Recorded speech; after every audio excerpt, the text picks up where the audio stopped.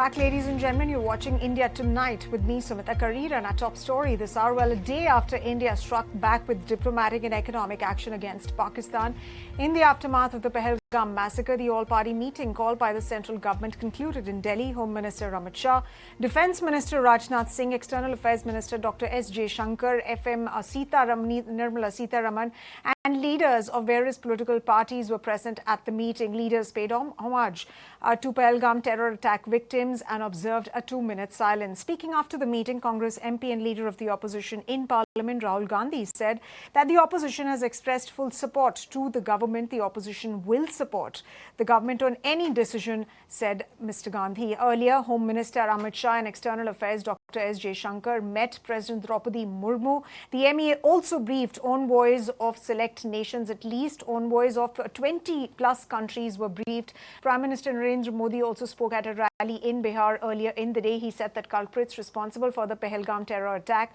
will be punished beyond their imagination, vowing stern action.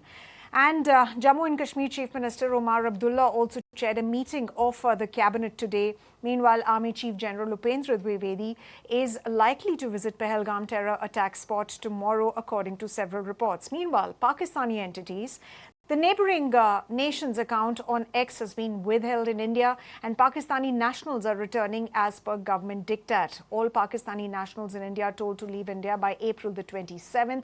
And a rattled Pakistan, hence, has reacted by suspending the 1972 Simla Agreement. And it's called India's decision to put the Indus Waters Treaty on abeyance as quote-unquote an act of war. Let's join in Michael Kugelman, Senior Associate for South Asia, Woodrow Wilson Center in DC, to understand what to make of these developments and what could be expected ahead. Mr. Kugelman, thank you very much for joining us here on ET Now. Now, India has responded through a raft of measures, and Pakistan too has. Pakistan, meanwhile, also denies involvement in these attacks. So how do you really assess Islamabad's statement, which seems to be a rather poor copy of the Indian statement? What do you think is the messaging that Pakistan is sending out with very minimal changes that it's made to the statement? It almost, like I said, seems like a copy-paste of India's statement. Well, indeed, the statement from Pakistan was very strong, very defiant, though that's not surprising. Indeed, I think it was meant to match what India had been saying in terms of its own rhetoric and messaging. You know, I think that the actual measures that Pakistan took, the diplomatic moves that it took, they were essentially tit-for-tat retaliatory, tit-for-tat reciprocal moves in response to what India had done earlier. So in that sense, I don't necessarily think that there's going to be significant escalatory risks based on how Pakistan responded. But if you look at the tone of the statement and the language and the rhetoric in Pakistan's statement, it is quite strong, and particularly when it claims that India has engaged in staged managed exploitation of the attack. This is not going to be received well in New Delhi, and at very difficult diplomatic moments like the one that India and Pakistan face now, you know, language matters. The tone of public language matters. So, you know, I think that what this suggests to me is that neither side is in any mood to back down. There's clearly a lot of anger, a lot of strong emotions on both sides, understandably, and I don't think that's going to change anytime soon. The question now is what comes next. Right, Mr. Kugelman, now that, an initial set of responses coming from both sides, what do you anticipate the next course of diplomatic action that both countries are likely to take? Well, based on what's happened to this point, we're seeing some of the few confidence-building measures that have been in place in this relationship for so long going away. The suspension of the Indus Waters Treaty, for example, and indeed the possibility of the Simla Agreement being suspended as well. You know, these are mechanisms that had enabled the two sides to maintain some semblance of cooperation and communication, even when the relationship is in a bad state in the past. But if those mechanisms will no longer be in place or will be suspended, you know, I think that could make it very difficult to assume that there could be any type of diplomatic process, at least at this early point, to try to work through this very serious crisis that's faced by both countries. And I do suspect that in the coming days, India will review what options it might have of a kinetic nature in terms of how it thinks about responding to this horrific attack earlier this week.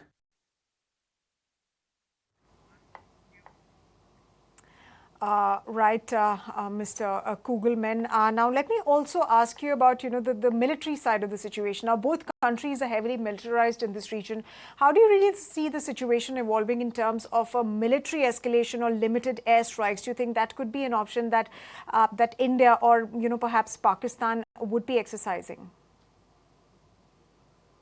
Well, I mean, the language and the rhetoric coming from the Indian side has been very strong, very muscular, indicating that terrorists will be hunted down wherever they may be, and that certainly suggests that India, at this moment, as I noted before, is going to review possible military retaliation possibilities, and we've seen going back just to 2019, we've seen that India and Pakistan have not hesitated to use limited military action, even under the nuclear umbrella. These are, of course, two nuclear states. So it's just a very delicate moment, clearly, and hopefully cooler heads will prevail in due course. But I think that at this moment, the mood is just not conducive to that type of process. But I would say this, there's a lot of anger, understandably. There's a lot of strong rhetoric coming from both sides. But I suspect that India will not want to rush things. If it is considering some type of military retaliation that would presumably target those behind this attack, it would want to make sure that it gets it right, so to speak. And I think it would want to take some time to review all the possible options. And so that could take some time to do. Yes, absolutely, Mr. Kugelman, and which is why the first set of response that came from India's side was a very strict, a very measured diplomatic response. But amidst a whole host of measures that were announced last night, there was also the abeyance of Indus Water Treaty agreement, to which Pakistan said, and I quote, that any attempt to stop or divert the flow of water belonging to Pakistan, is not acceptable. They also called it as an act of war. How do you expect Pakistan to react to this? How will they be taking up this matter, given the fact that it was a no-go zone since the 1960s, and now that it's happened, it does affect a certain part of Pakistan's economy? Yeah, this is an extremely serious development. Of course, this Certainly. is unprecedented. The Indus Waters Treaty has never been held in abeyance. It's never been suspended. And Pakistan, as the lower riparian state here, is inherently vulnerable to any changes in India's river water policies upstream. And of course, in principle, if it's suspending the treaty, then India would, in principle, be able to make changes to water policies that could impact Pakistan, a country that experiences significant water insecurity and shortages even at the worst of times. However, we need to remember that just by suspending the treaty doesn't mean automatically that water is going to be cut off to Pakistan. This would have to be a gradual process that would entail India engaging in certain measures, whether it's building dams or other water-related policies like that. In other words, the water security implications for Pakistan would not be immediate. And India would need to be very careful, I think, about how it were to go about making changes to its water policies that it would not be authorized to make if it were abiding by the treaty. And that is because, depending on what it does, given India's geology, it could end up causing floods in Indian territory. So there needs to be a very careful process. There also would be the risk that if India does try to follow through by building dams and stopping river water from flowing into Pakistan, that China could well threaten to retaliate in terms of water-related activities it does on the Brahmaputra, which flows into India. So it's a very complicated issue, but I will say this, the psychological impact of this move will be quite devastating for Pakistan just because of its inherent vulnerabilities and given that it is so heavily dependent on the water that flows into Pakistan from India and for so long has been managed by this treaty. Final point I'll note. The Indus Waters Treaty did entail World Bank involvement. The World Bank was a co-signatory to it. So I would not be surprised if Pakistan's government tries to file a complaint with the World Bank or hope that the World Bank would be in a position to intervene. I'm not sure how that would play out, but it is important to keep in mind that this was an internationally mediated agreement with World Bank involvement. Absolutely rightly said. It was an internationally mediated agreement. The World Bank brokered that agreement way back in the 1960s. But speaking about global reaction, Mr. Kugelman, that's been around condemnation of the attack, and many nations have expressed solidarity towards India. We've seen numerous calls that have been made by premiers of countries, including the latest one that's been made by Israeli President, the Prime Minister Netanyahu. How does that really change how Pakistan now strategizes and reacts? Well, I mean, I think it's very much like 2019 that the world has essentially rallied behind India to express its support, sympathy, solidarity in the face of this horrible attack that India has suffered. And indeed, it's quite striking that even countries like China, India's rivals, are condemning what happened on Tuesday.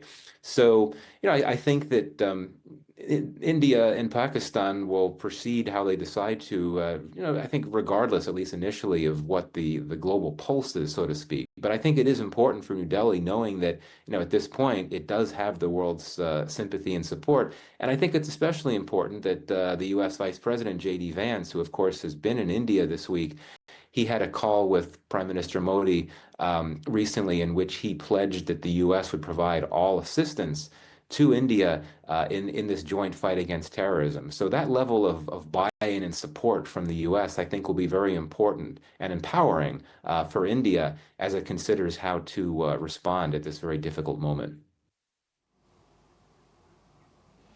Right, Mr. Kugelman, but from a domestic political standpoint, how are leaders in Pakistan likely to use the situation, including the army chief, to strengthen their position at home? And most importantly, how can Pakistan possibly be engaging in acts of terrorism when it doesn't have its own house in order? Right. I mean, as you know, it's a very politically volatile moment in Pakistan. There's a government that's not terribly popular, and indeed, the army has been experiencing significant challenges in recent years, particularly in terms of growing levels of anti-army sentiment among the public. So one could argue that depending on how things play out, that it may try to use a serious crisis with India as something to draw into a rally around the flag effect, the idea that it could draw public support in its efforts to help defend the country in the face of a possible threat from India. And again, that would be timely for the Pakistani leadership in the sense that it really has been struggling to get public support, over the last few months and really over the last few years. But it's just a very difficult time for Pakistan. Pakistan cannot afford a crisis, much less a conflict with India, given its internal turmoil, given its economic problems, and given this upsurge in terrorism that Pakistan is experiencing for several years. The last thing it needs is a serious crisis. Of course, it has very hot borders with Afghanistan, with Iran. There's been cross-border tensions and violence along those frontiers as well. So, to me, I mean, Pakistan is not going to back down. It would not want to show weakness by any means. But I think at the end of the day, it simply cannot afford a major crisis with India. It cannot afford, Mr. Kugelman, but still I'd ask this question. What would be the red lines in this situation? Is there a particular trigger that could take this standoff from a war of words to an actual conflict or a kinetic action, perhaps?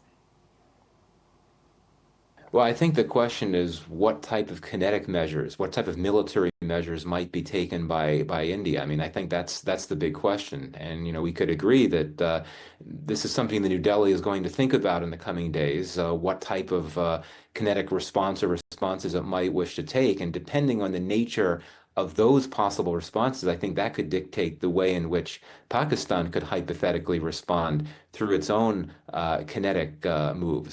And we saw in 2019 that India launched airstrikes beyond the LOC, which was, of course, something that had not happened for such a long time. That was very escalatory. Pakistan did retaliate briefly. There was a dogfight, but then things did wind down.